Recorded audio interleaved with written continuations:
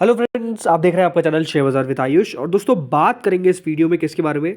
इन्वेंचरस knowledge solutions या फिर आप कह लीजिए IKS हेल्थ IPO की लिस्टिंग डे स्ट्रैटेजी के बारे में। कल दोस्तों IKS हेल्थ की लिस्टिंग आपको देखने को मिलने वाली है, तो किस तरह की लिस्टिंग हो सकती है इसी के बारे में इस वीडियो में दोस्तों हम चर्चा करेंगे। तो वीडियो को आप लोग देखिएगा पूरा ज़रूर।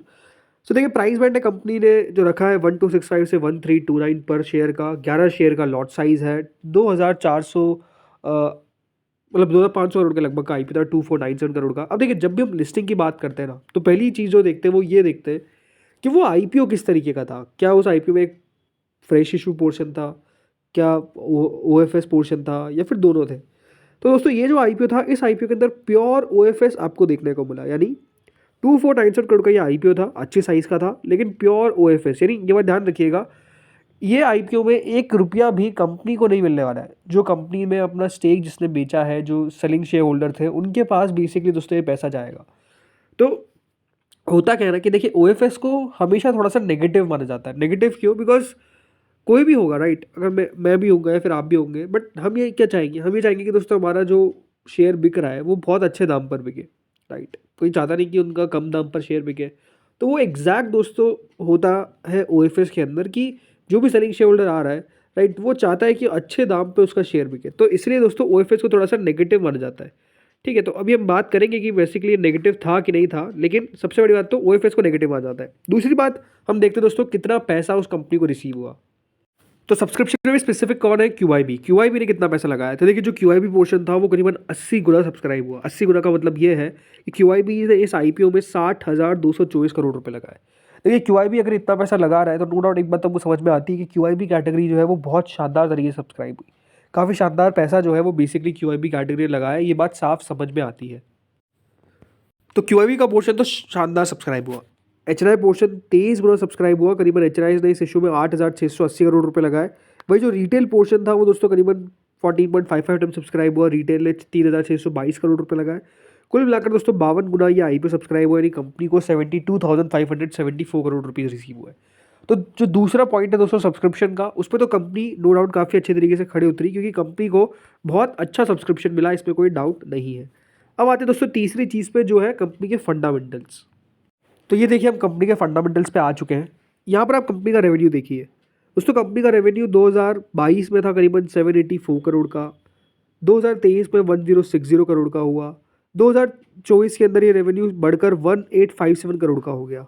यार, तो कंपनी ने ओवरऑल किस तरीके से अपनी रेवेन्यू की ग्रोथ दिखाई है वो साफ दिखती है कि कंपनी का रेवेन्यू दोस्तों ऑलमोस्ट 2023 से 24 के बीच में आपको 75% तक बढ़ता हुआ दिखा है, जो अपने आप में आप समझ सकते हैं कि कोई छोटी बात नहीं है। प्रॉफिटेबिलिटी, कंपनी का प्रॉफिट दोस्तों 232 करोड़ का था 2022 में, 305 करोड़ का हुआ 2023 में, और 2024 में 370 करोड़ का हुआ। तो प्रॉफिट भी कंपनी का काफ़ी अच्छे तरीके से बढ़ता हुआ दिखा है, ये बात तो साफ नजर आती है।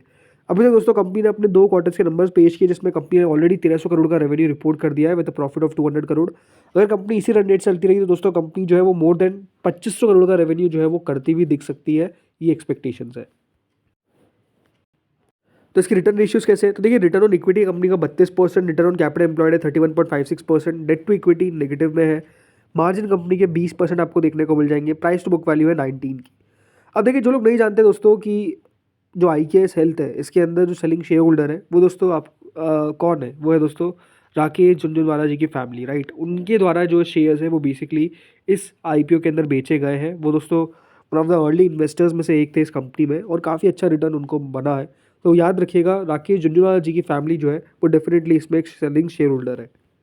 तो वो बताने का बात क्या है कि देखिए, प्रमोटर स्ट्रॉन्ग, राइट, पता चलता है कि हाँ किस तरीके के प्रमोटर्स थे। तो ये बात आपको साफ समझ में आती है। अब आते हैं चौथी चीज़ पे दोस्तों वैल्यूएशन। देखिए, कंपनी अपना IPO लेकर आई है at a price running of 54.66। अब दोस्तों, इस कंपनी के अंदर एक बात क्या है कि इसका कोई भी पीयर नहीं है। जो ये बिजनेस करती है, जो ये कारोबार करती है दोस्तों, वैसा कोई भी कंपनी नहीं है जो लिस्टेड आपको देखने को मिलेगी। जिनको नहीं पता है दोस्तों इसका जो काम है, तो ये जो कंपनी है दोस्तों, ये एक हेल्थ केयर सॉल्यूशन प्रोवाइडर है, राइट? और कंपनी मेजरली दोस्तों कारोबार जो है वो US, कनाडा, इस साइड में आपको करती हुई दिखती है।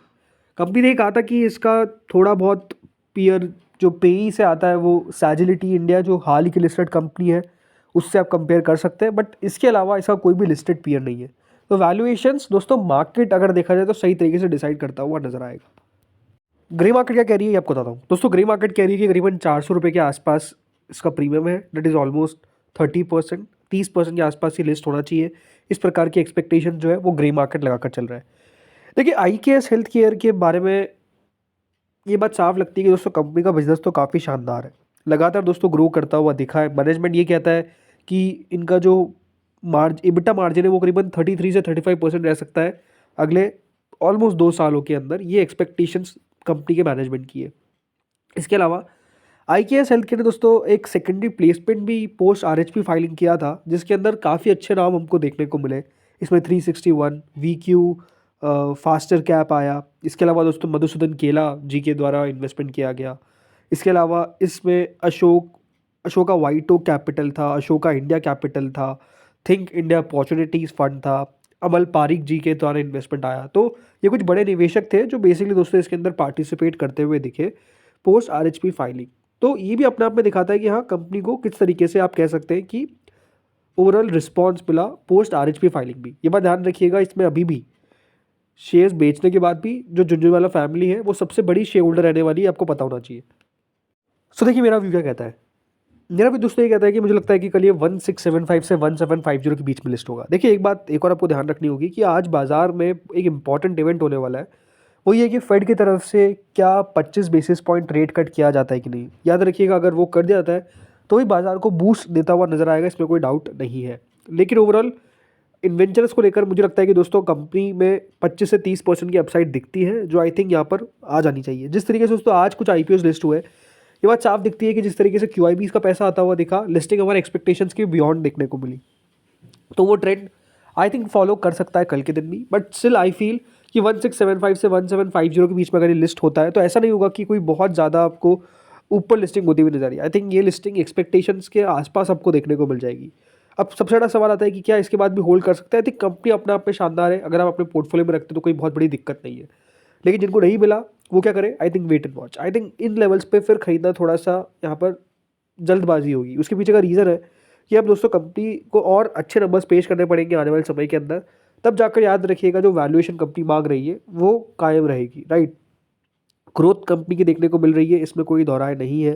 ग्रोथ कंपनी को मिल रही है क्योंकि दोस्तों इसका कोई पीयर नहीं है, तो हम ये नहीं कह सकते कि हाँ इस वैल्यूएशन को सही माना जाएगा या फिर उस वैल्यूएशन को सही माना जाएगा। But still markets will find its valuation, वो आपको समझना पड़ेगा। बट आई थिंक कि हाँ ये कंपनी पोर्टफोलियो में रखने लायक है, जो मुझे नज़र आता है। बाकी ये जो व्यू है वो याद रखिएगा पर्सनल है, कोई भी रिकमेंडेशन नहीं है। अगर आपको व्यू लेना है तो आप अपने फाइनेंशियल एडवाइजर से कंसल्ट कर सकते हैं। मुझे ये लगता है कि यहाँ पर लिस्ट होता हुआ नजर आएगा। आप लोग बताइएगा आपको क्या लगता है, कमेंट सेक्शन में बताइए। इस वीडियो में इतना ही था। Thank you friends watching this video.